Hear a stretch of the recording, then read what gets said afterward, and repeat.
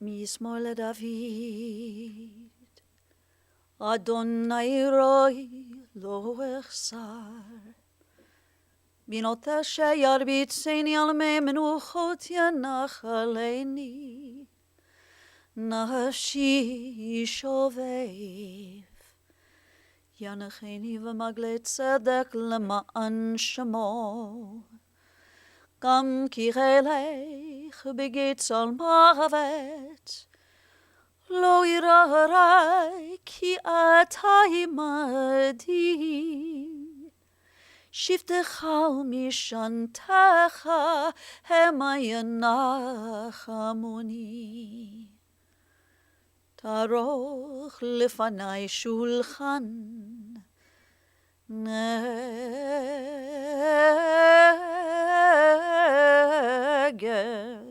tzorirai. Dishanta v'shemen roshi kusiri vaya. Achto v'chesed yirdifuni kol yamei chayai v'shaviti b'veit Adonai leorech yamim. I've recited for you the words of our 23rd Psalm. If you wish to recite these words with me, I invite you to do so as we help this family in seeking comfort and solace. The Lord is my shepherd, I shall not want. He maketh me to lie down in green pastures. He leadeth me beside the still waters. He restoreth my soul. He guideth me in straight paths for his name's sake. Yea, though I walk through the valley of the shadow of death, I will fear no evil, for thou art with me. Thy rod and thy staff, they comfort me. Thou preparest a table before me in the presence of mine enemies. Thou hast anointed my head with oil. My cup runneth over. Surely goodness and mercy shall follow me all the days of my life, and I shall dwell in the house of the Lord forever. In the rising of the sun and in its going down, we will remember her. In the blowing of the wind and in the chill of winter, we will remember her. In the opening buds and in the rebirth of spring, we will remember her. In the blueness of sky and in the warmth of summer, we will remember her. In the rustling of leaves and in the beauty of autumn, we will remember her. In the beginning of the year and when it ends, we will remember her. When we are weary and in need of strength, we will remember her. And when we are lost and sick at heart, we will remember her. When we have joys we yearn to share, we will remember her. So long as we live, she too will live, for she is now a part of us, as we remember Elisa Kofman. To you, Shunya, and to your sons, Leon and Ilya, also to Marina and Stephanie, to your grandchildren, Nika, Sasha, and Benjamin, and also to Jared, to your brother-in-law and sister-in-law, Mark and Rita, and to all the members of the family and so many dear friends who are here today. We have come together to remember, but also to celebrate the life of your beloved Ella.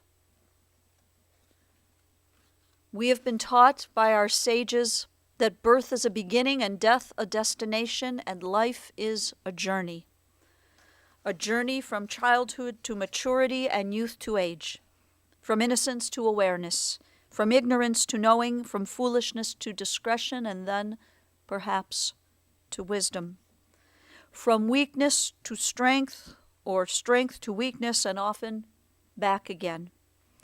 From health to sickness, and back we pray to health again.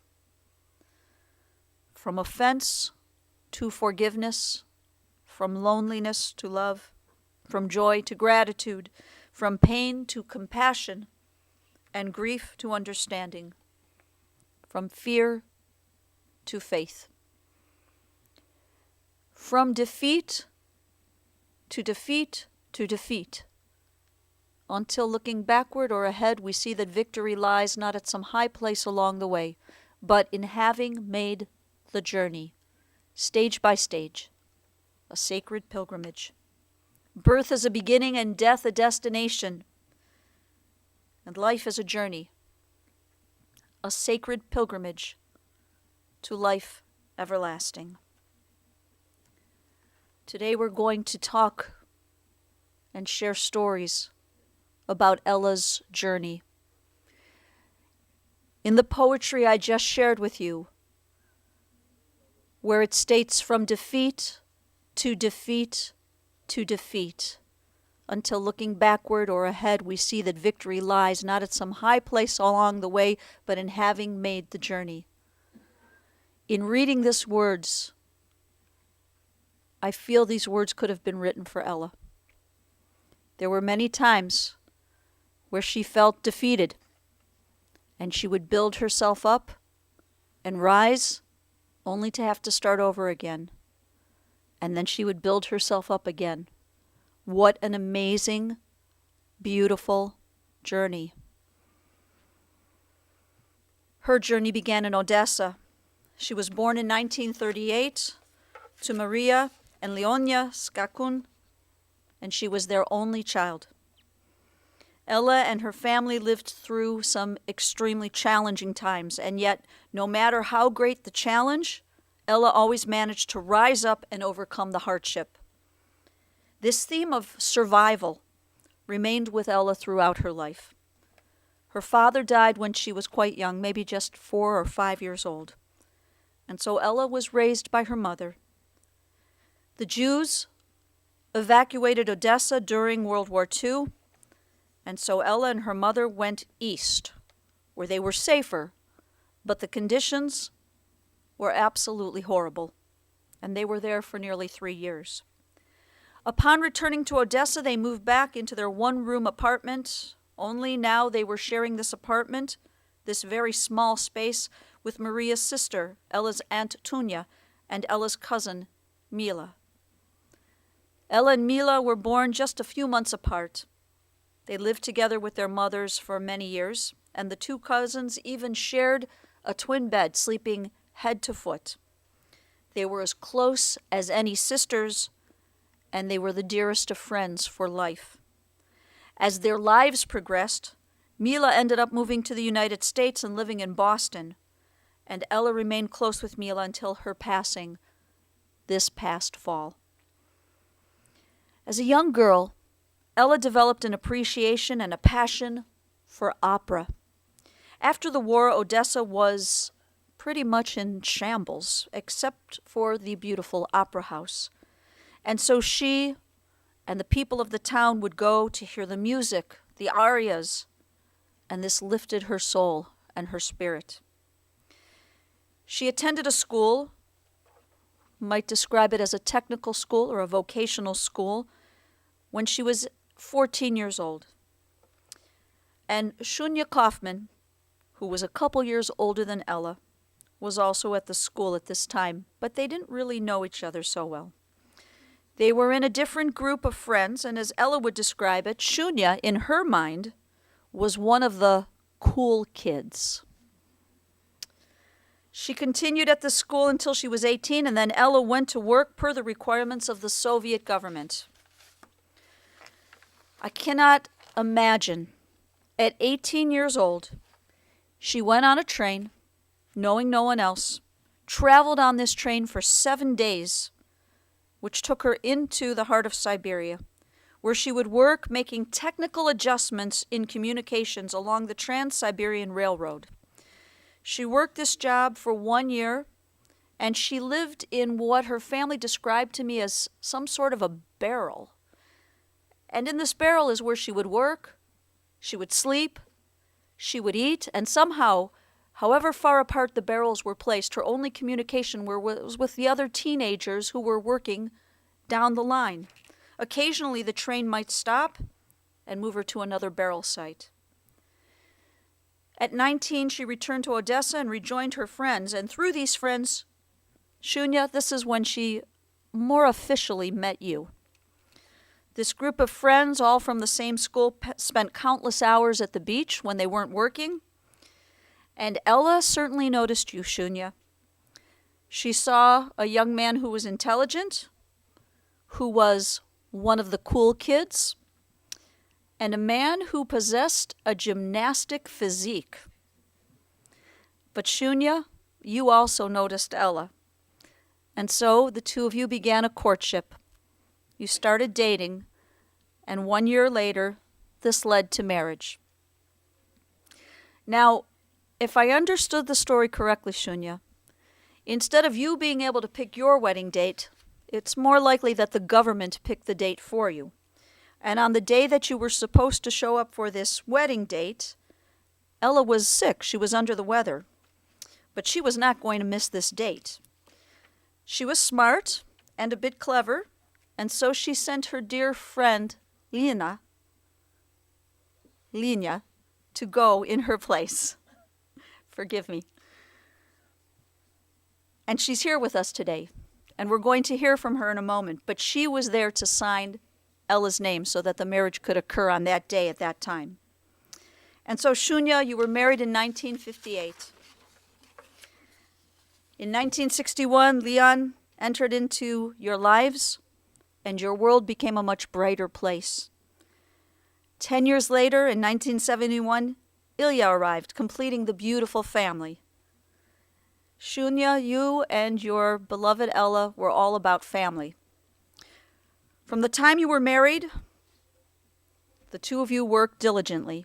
You worked very, very hard, but you also played hard. Shunya, you and Ella began as newlyweds with your annual vacation. And friends, I'm told there was this tent. This tent that Ella and Shunya had. They would take their tent, get on the train, ride to the end of the line, and then hike a bit to an area known as Carolina Bugas, a beach area, a sand dune. Nothing there really but nature. And you would camp out there. And as your boys entered into the picture, you would take Leon and then Ilya on this annual outing, creating wonderful memories for your children. These experiences and memories of collecting driftwood to build fires, these fires that would cook your meals, memories of the four of you in that beat-up but very sentimental tent, always having great fun.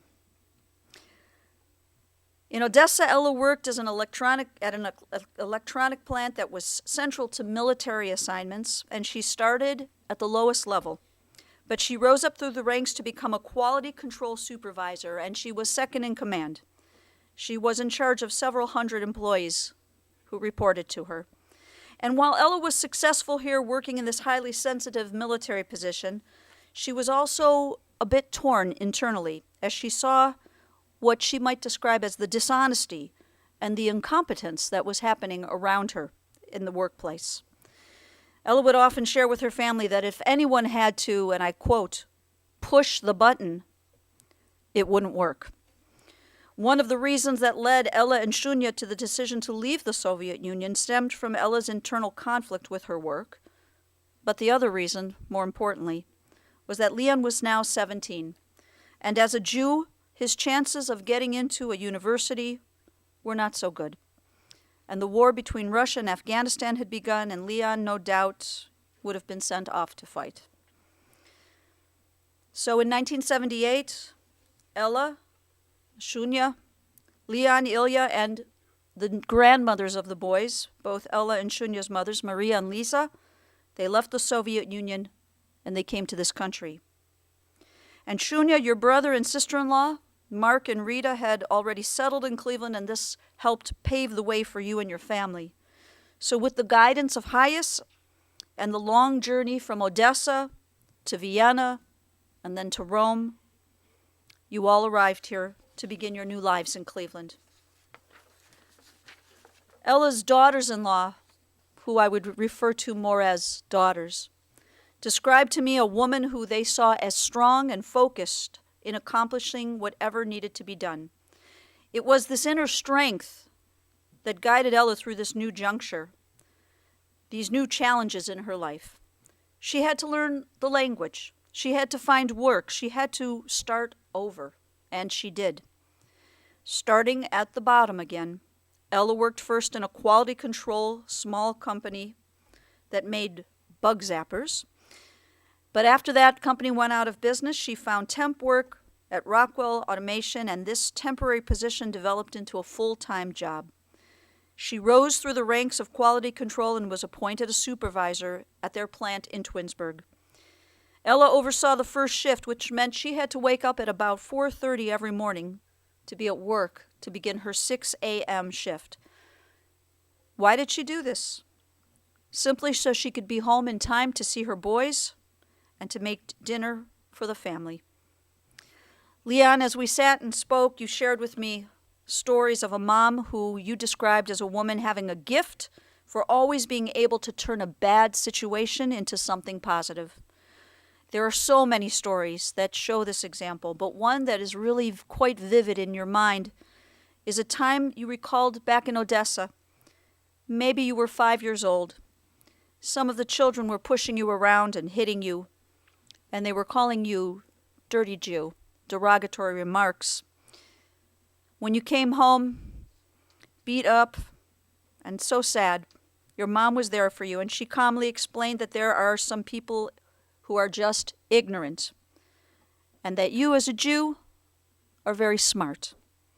She told you this, and you were smart, and you still are smart. And the pride and satisfaction your mother felt in seeing you and your brother attend college, obtain your many degrees, finding your place in the workforce, and of course, bringing her so much joy as you brought your wonderful wives to become part of your family. Leon, I hope you know how much joy, how much nachas this gave her. And Ilya, you described to me a mom who was a person that you called selfless.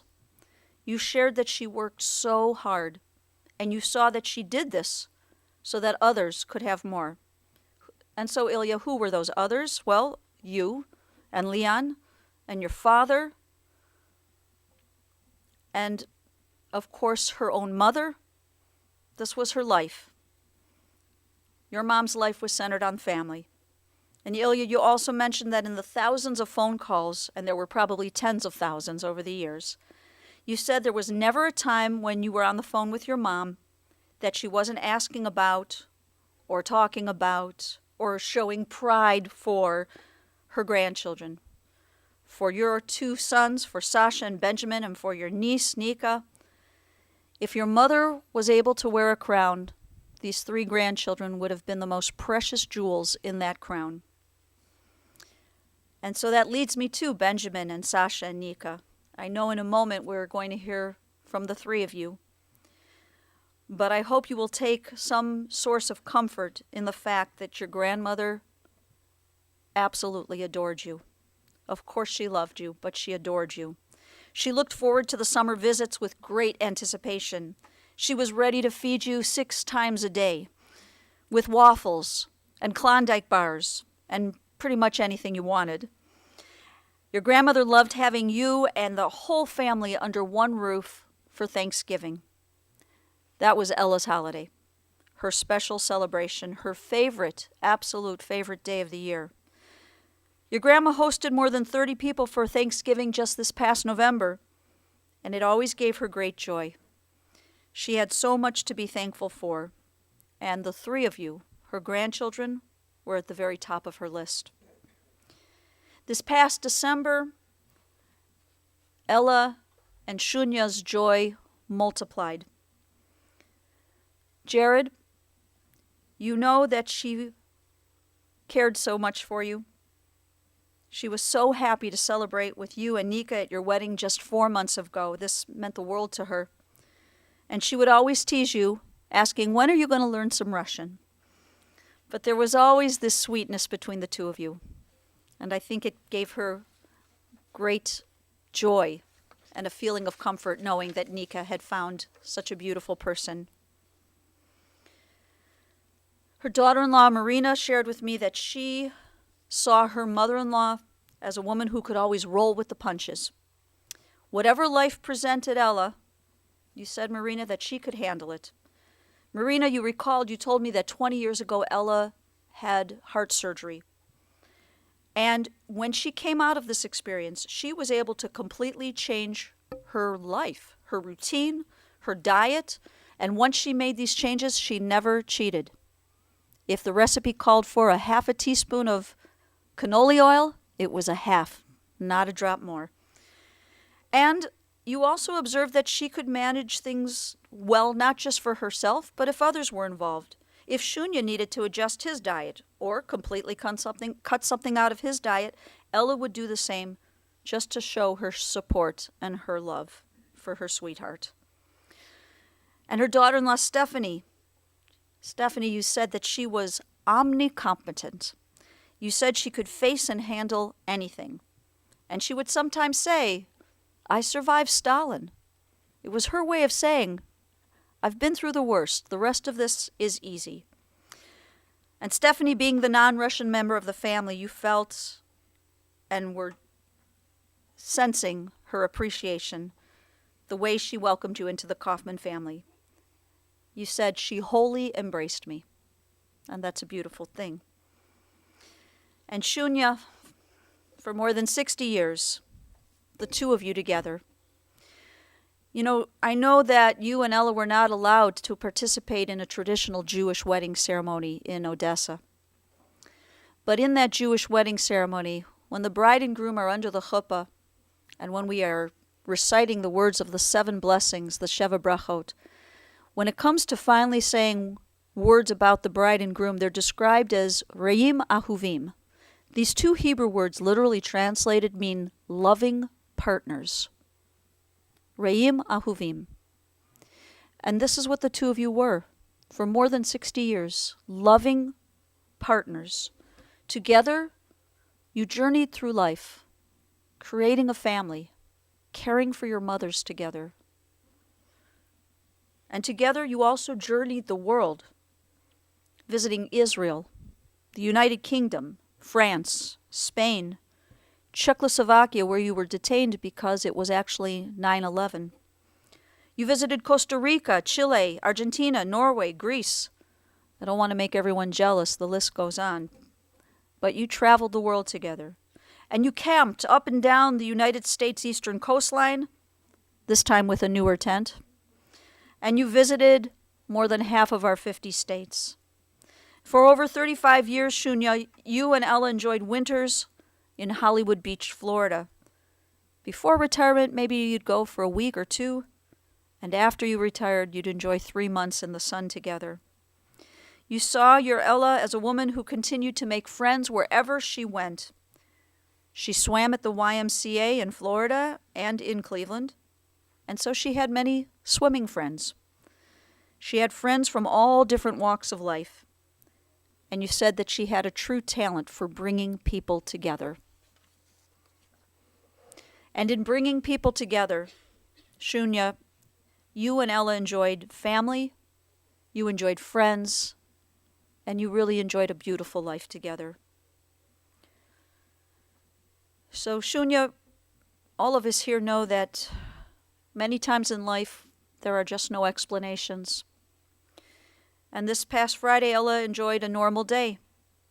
She did what she enjoyed doing. She swam, she went shopping, she cooked, and she even went for a walk after dinner. Not too long ago, Ella was on the phone with her granddaughter, with Nika. Nika, you said you were walking through Central Park. Your grandmother was on the phone. I'm not sure how the conversation came up, but as you were chatting, she said to you that when her time comes, she doesn't want to suffer, and she didn't want to be a burden to anyone in the family. That's what she shared with you. And so she lived the fullest of lives. She loved her family, she loved her friends fiercely, and she left this world exactly as she had hoped to. And so today we join with the sages of our people as we declare Zichrona Livracha.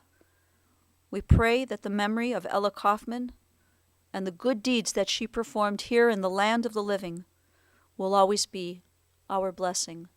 And to this we can say, Amen. Our tradition has taught us that words which come from the heart will always enter directly to the heart. There are a few speakers who have words they want to share with us today, and first I would like to call on Nika, Sasha, and Benjamin, her grandchildren.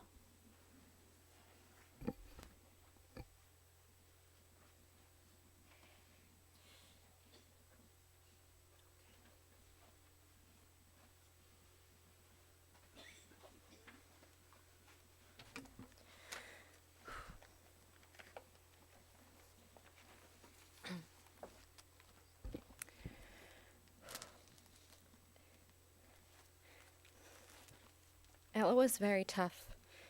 You couldn't call her a quiet person. She had opinions. She spoke her mind. She was not a wallflower. She was strong. She had so many stories. She was the best storyteller. You could listen to her and Shunya interrupting each other for hours. But in other ways, she was quiet. She never complained. She spoke of aging without sadness, just an inevitability of life that she gracefully accepted. She never asked for anything. She never wanted to bother or inconvenience anybody. I remember how happy I felt when she let me do something small for her, like buy her an audiobook.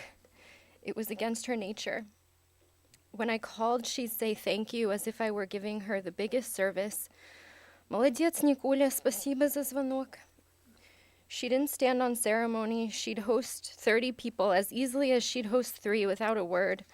She'd give $5 the same as $50,000. She did what she had to do always, and if she worried, she didn't burden anybody with it.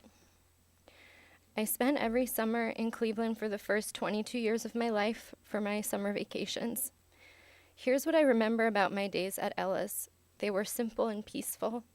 I'd come inside, I'd get my tapachki out of the drawer in her bedroom.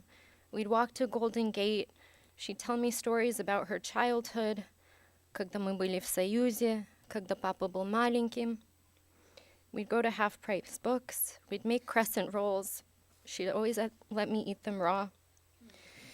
We'd paint our nails. We'd play in the basement. I don't know what we did down there, but there was always something. Then we'd have a nice dinner at 4:30 with Ella's soup с лапшой, her котлетки, her икра, some fructa. You know you're never getting up from that table when you get Ella and Shunya started. Then we'd have a little ice cream, her indulgence. She loved triple chocolate or vanilla with chocolate chunks, and I really lived for those summers.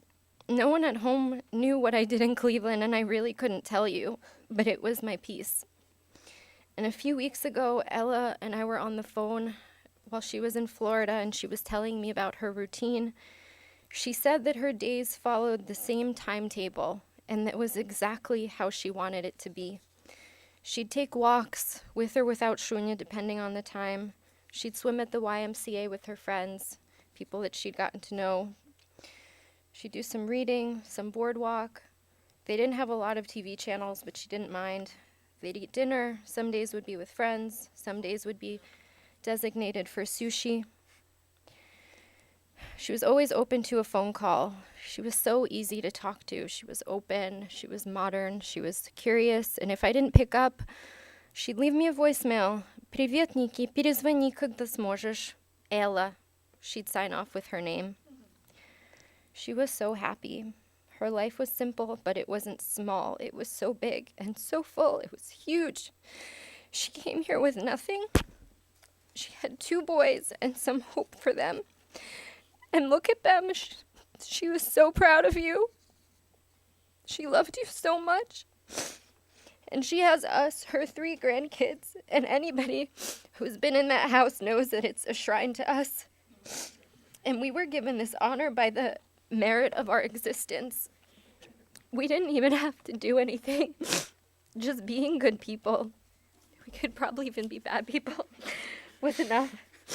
And I will live the rest of my life with the reminder that I am enough as I am. There is nothing insignificant about ordinary. And I know this is a theme for Benjamin and Alexander too. And 4 months ago today, I married another very good person. And Ella was so happy that I found someone like him, and she loved him as much as she could an American boy who couldn't speak Russian, and she made sure he'd learn soon. She was so excited for the day. I have pictures on my phone from November of her trying on her outfit. On the wedding day, she agreed to let me have her hair and makeup done, and she looked so pretty. And when my professional photos came back, we laughed so hard at the photo of her and her boys, Papa, Ilyusha, Shunya, standing around her as she looked at the camera and clutched her iPhone. She was so happy. For those who were there, please think of her on this day. Always remember her glowing face, and let's be grateful that we got to experience this happiness with her, that we got to see her smiling and dancing, surrounded by her family. She was so proud. We're so lucky to have this memory. And for those who couldn't be there, please know how happy she was. She had everything she ever wanted, and she was so surrounded by love. Thank you. Thank you.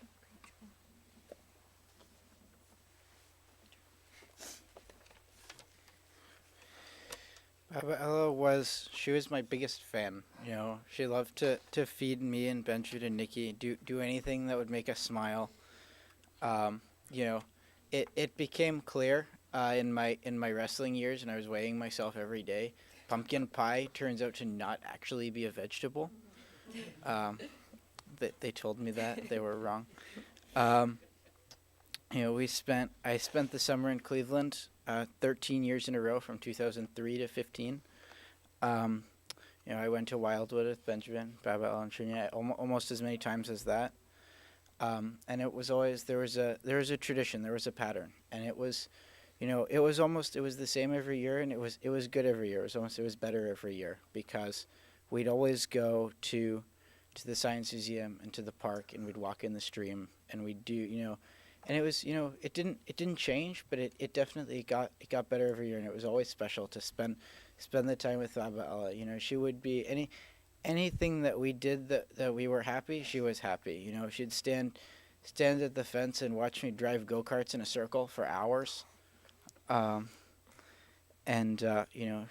buy at the beginning of 2 weeks in Wildwood, we'd buy a huge package of these amusement park tickets, five tickets to go on the ride and 4 tickets for this one. And so we'd buy 200 at once and then ration them out. How many rides can we go on each day?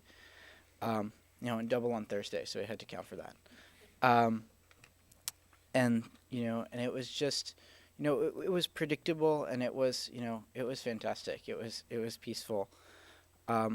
And when I went to college, she texted me, every week, lots of emojis with heart eyes. She tuned into, I'm on the radio now, and she tuned into my news reading and my sports show. The same news airs at 5 and at 6, and she would listen to both airings, just to hear my voice. I would talk about football, basketball, things that I barely know how to talk about on the radio, and then I'd get to my car racing segment, the one thing I actually do know. I don't know how much Baba Ella understood of that. Probably not a lot, but she would always text me afterward and say, "Wow, you really know what you're talking about." I work on a race car, and there's a camera that points down into the shop, and she was able to watch this camera. She knew what time I would work there, and she would watch me get under the car and work on it, and she'd be like, "Oh wow, what are you working on?" And every week, and it was always just a tune up, this and that, and it didn't matter. It didn't matter what I was doing. I could say I'm doing nothing under there, and she would watch anyway. And I was talking to her last week, and she said, I was describing some struggles at school and some things going on, and she said with such certainty, everything is going to be okay. And I think she's right. Everything is going to be okay. Thank you.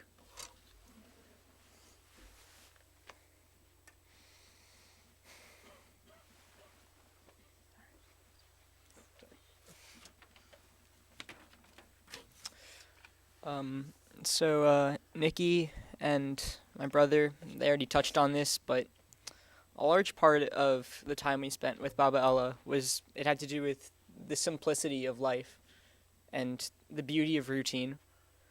I mean, I could tell you in September where I'd be in July and August. In Wildwood, when we went there, if you gave me, even now, if you gave me a minute during the day, I could tell you what we'd be doing. Because it was the same every day. But every day, it just got better. And, I mean, in anticipation of our visits to Cleveland, she would go to Costco, or as she called it, Kostka, and she'd buy a 120 pack of Eggo waffles, countless packages of cream cheese. Just one big one. Yeah. Dinner, Wheel of Fortune was at 7 every night. Jeopardy was at 7:30. We'd always get to dessert by 7:45 in time for Double Jeopardy. Baba Ella was a great listener. She was happy to let me talk for hours and hours about anything, which many of you know I can do. But she listened to anything I had to say. Most people in that situation would probably feel stuck listening to a kid talk and talk and talk with no end in sight. But she loved it. She loved every minute we had together. And she always let me know that. She always let us know that. All of us. She would always tell me to express myself, to have confidence in myself, that I was doing a good job, that I was doing the best job I could do. She always told me how proud she was. How proud she was of all three of us. How proud she was of everyone. And she wasn't the type of person who held back praise. She didn't believe in that. She didn't see the point. She didn't hold back anything. She didn't hold back any kind of love. She gave us all of her love.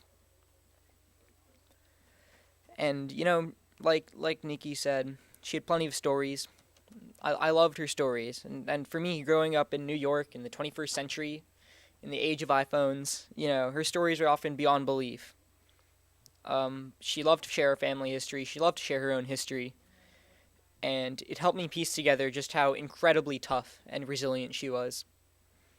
And how just an incredible person she was.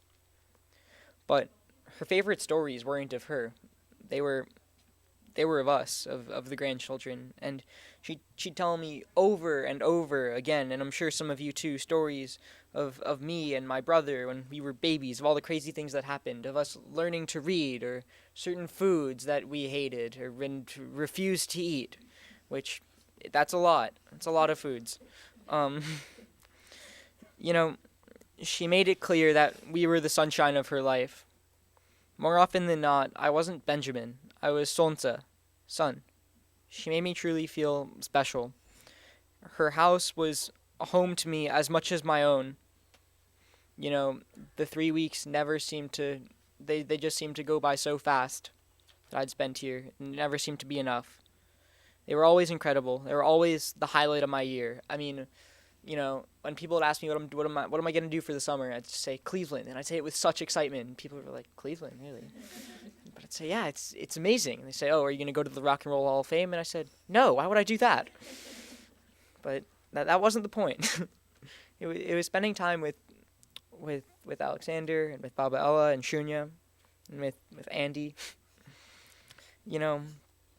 She was just the best anyone could ask for.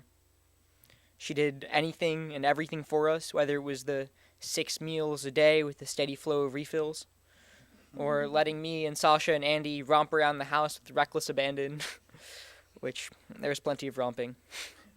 The service was always 5 stars.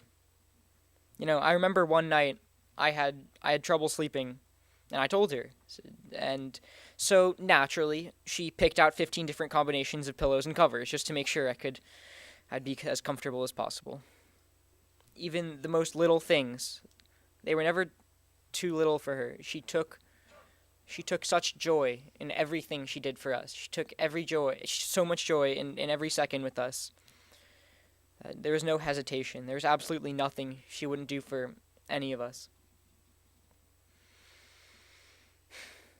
It's a true privilege to be so close to one's grandparents, to have so many cherished memories, so much time, yet not enough time. And I know all three of us had that wonderful privilege, and we're all lucky enough to have a very close, very heartfelt relationship with Baba Ella. And she taught me so many life lessons. I can't thank her enough. I know I'll never stop thanking her for what she's given me.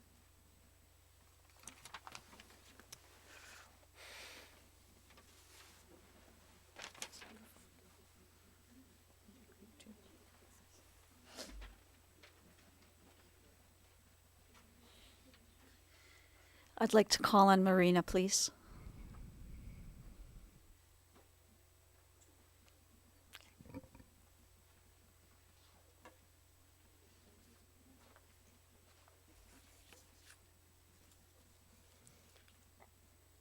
I have known Ella. Can you hear me? I have known Ella since 1979, which is another way of saying that I have known her most of my life.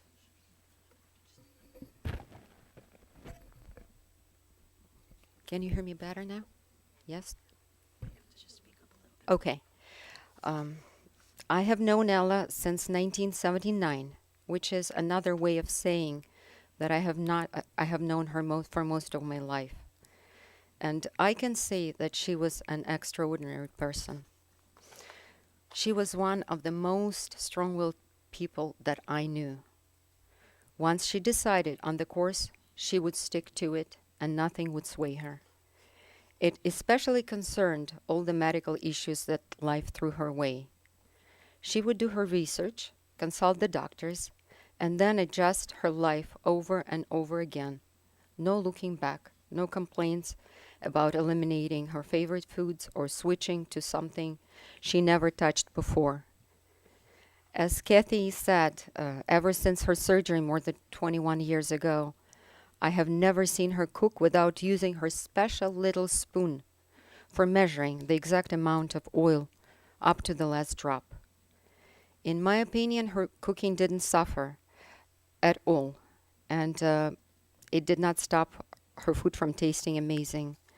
Her рыбные котлетки и куриные котлетки were the best. One time, we were almost deplaned on our way to New Jersey when Nikki opened the care package in the airport and the amazing garlic aroma began to whiff around. Ella was very sharp. She noticed everything. She was also very modern in her views. I never heard her say variations of, "In my time, young people did not do this." She was always accepting of changes and open-minded, always attuned to the new generation, always sympathetic to their plight. It felt as if she was their contemporary. She loved books, music. When health permitted, she never missed a concert of classical music in the Institute of Music. And there were always a few good books on her Kindle. There is still a list of all worthwhile movies that she planned on seeing, written on the notepad in the TV room in her pretty round handwriting that I saw yesterday. She embraced every new experience. Just last week, at the insistence of Leon and Elia, Ella and Sam compared their first. I'm sorry, I can't see very well. Ella and Sam conquered their first train voyage from Florida to Washington. It was a little challenging, but they read up on what to expect. And I remember how excited Ella was to tell us about every little piece, how they liked the ride, what was for dinner, about the dinner companions that she did not like, and the ice cream that she knew she would order and that she loved. Next time they were thinking of going on a longer journey by train. I never heard her complain. She was an optimist, which does not mean that she did not worry. She just kept her worries to herself and would tell us about them later. She always repeated this phrase, "Всё будет хорошо," and she said it with great conviction. Nikki's wedding was very important to her To be there was very important to her. To look good was very important to her. She never shared with us how worried she was to drive in snow in December, which I knew she was, because I was. She just planned her route for all eventualities, and she looked great and enjoyed every moment of the wedding. And she also learned how to use Uber. That was another experience that she conquered. It is only later that I found out that some important medical procedures had to be postponed until after the wedding. Her family was important to her. I'm sure everybody remembers her Thanksgiving dinners. They were the only dinners that I know that featured 4, 6, 8, or 10-legged turkey, jumbo turkeys, to accommodate everybody sitting at the table. Nobody went hungry. I remember how involved she was in caring for Dina and how devastated she was at Dina's passing. And she was a lifeline to her ailing cousin, Mila, in Boston. In the last 15 years of Mila's life, she would not hear it when we tried to talk her out of flying to Mila's funeral. She was 80 years old. She packed her overnight bag, studied the schedule of the shuttles at the airport in Boston, and off she went to pay her final respects to somebody who was very important. She could not do it. It was that simple. I find it fitting that her friends and family made such extraordinary efforts to come together today from all the places and overcome all the obstacles of flight cancellations and delays on such a short notice to honor her today. But most importantly, she fiercely loved Shunya, her boys Leon and Ilya, and her grandkids Nikki, Alexander, and Benjamin.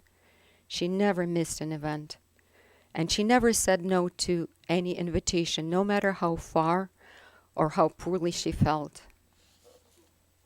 I will miss our conversations, our books and movies discussions, our talks about politics, in which we agreed on a lot.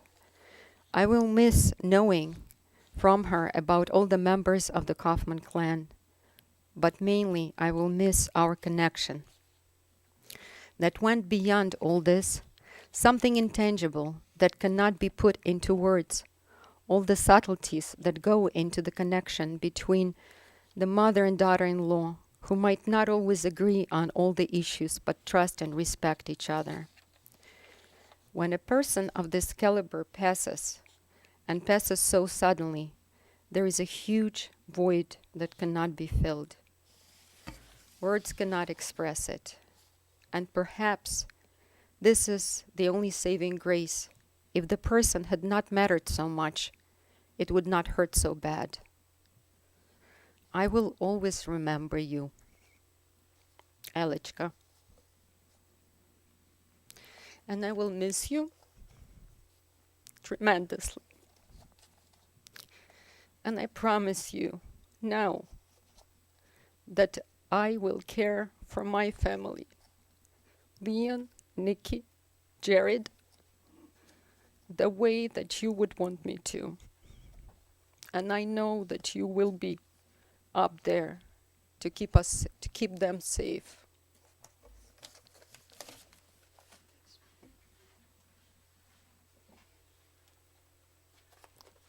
I'd like to call on Stephanie.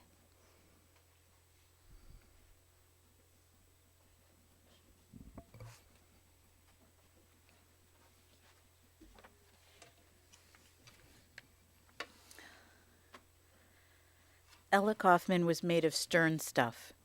She grew up in the post-war Soviet era and survived the trauma of uprooting her family and immigrating to another continent in her 40s.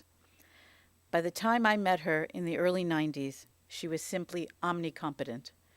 There was nothing she couldn't do in her quiet, efficient way, from working a technical, demanding job to keeping an immaculate house to preparing a Thanksgiving feast for 40 people. As you can imagine, when I met her for the first time, practicing my 3 Russian phrases and trying to make a good impression at the annual 4th of July barbecue, it was intimidating. But she embraced me and she made me feel welcome and part of the family. That day, and over the 3 decades I have known her, one thing stood out: her tremendous love of family. Her 3 grandchildren were the light of her life, and she was a devoted grandmother. From the moment they were born, she was intimately involved with their lives. I can remember her clapping the babies' hands together, singing Ladushki. I can remember her stretching their tiny little arms and legs in baby calisthenics, which we called the Stalin exercises.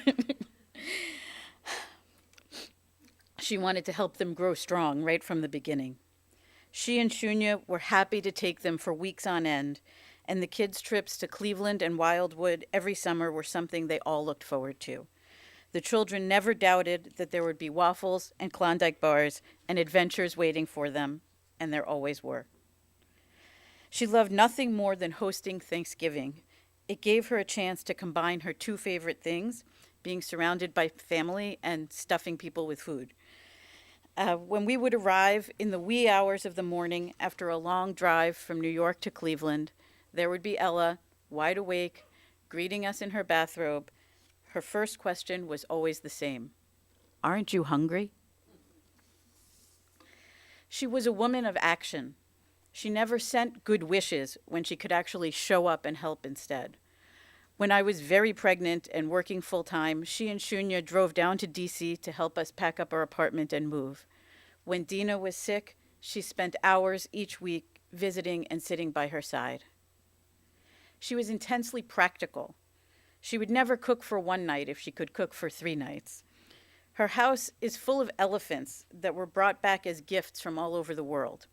We were shocked to learn a few years ago that her love of elephants was initially made up. She was tired of people asking her for gift ideas, and she decided that elephants were an easy answer. In the end, she grew to love her herd, or at least that's what she told us. She didn't defer her dreams. She and Shunya traveled the world.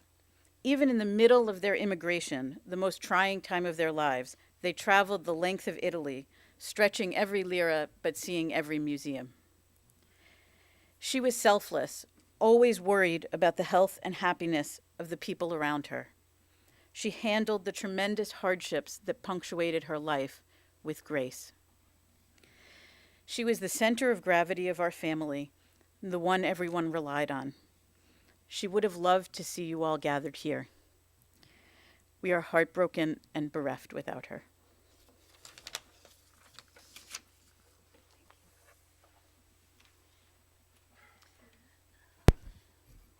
Last, I'd like to ask her dear lifelong friend, Vienna, to come up, please.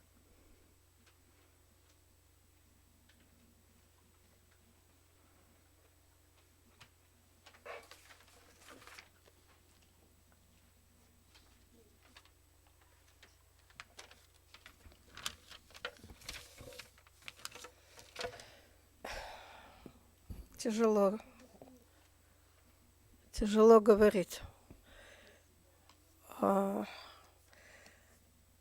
И Элла была моя лучшая подруга, но это мягко сказано.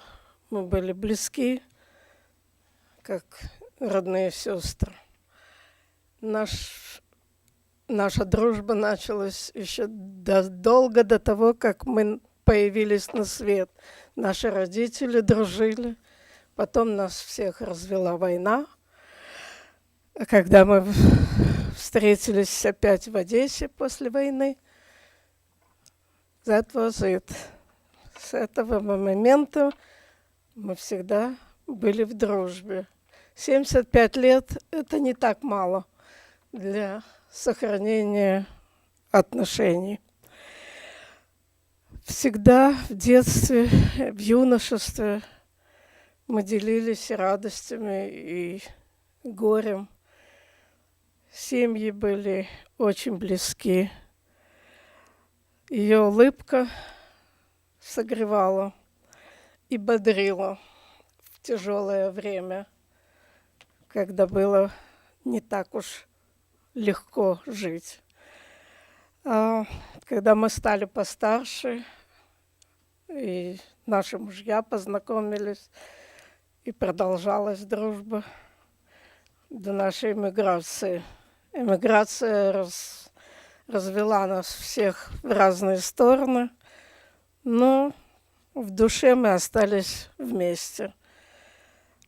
И дружба продолжалась, звонки, встречи и так далее. Я очень благодарна судьбе, что мы встретились совсем недавно и никогда не представляла, что это будет наша последняя встреча. Всего лишь 2 недели, и наша встреча останется навсегда в нашей памяти. Мы потеряли очень хорошего человека, доброго, любящего, жена, мать, бабушка, сестра. Она была всем и всегда дружна и сердечна. Элочка, сегодня мы провожаем тебя, прощаемся с тобой навсегда. Но в наших сердцах ты останешься навсегда, сколько будет наша жизнь продолжаться. Это все.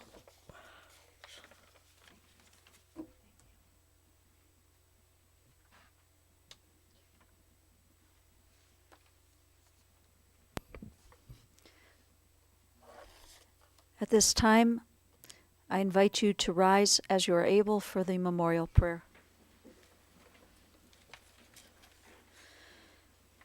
El male rachamim, shochen bamramim, המסמנו חנכונה תחת כנפי השכינה, במעלות קדושים וטהורים, כזוהר הרקיע מסעירים. את נשמת אליזה בת מריה ובן ציון, שהלכה לעולמה בגן עדן טרם מנוחתה. אנא ברחמים אסתירהו בסתר כנפיך לעולמים, ותתרור בתרורך ימת נשמתה. אדוני הוא נחלתה ותנוח בשלום על משכבה ונאמר Amen. We now turn to the words of the Kaddish, and together we recite Yiskadal v'yiskadash Shemei Rabbah B'alma divra chirusei v'yamlich machusei B'chayechon uvyomechon uv'chaye dechol beis Yisrael Ba'agala uvizman kariv v'yimru Amen. Yehei Shemei Rabbah mevarach leolam olamei olamaya Yisbarach v'yishtabach v'yispa'ar v'yisromam v'yisnaseh v'yisadar v'yisaleh v'yisalal Shmei Dukurusha Barichu Le'ela min kol birchata v'shirasa tush b'chasa v'nechamasa damiran bi'alma v'yimru Amen. Yehei Shalom Rabbah min Shemaya v'chayim aleinu v'al kol Yisrael v'yimru Amen. Oseh Shalom b'mromav, hu ya'aseh Shalom, aleinu v'al kol Yisrael v'yamru. Amen. We pray that God, who makes peace in a high place, will send peace and comfort to you, the mourners, to Israel, and to all humankind. Amen. Friends, before we depart, just a couple brief announcements. For anyone wishing to make a contribution in memory of Ella, the family has asked that you might consider that those contributions be directed to Hyas. Also, the family will receive visitors at the Kofman residence. And again, that address is 1729, 1729 Chelmsford Road. That's in Mayfield Heights. Visitation will begin immediately following our service today. On behalf of Shunya and his entire family, we thank you for your love and support.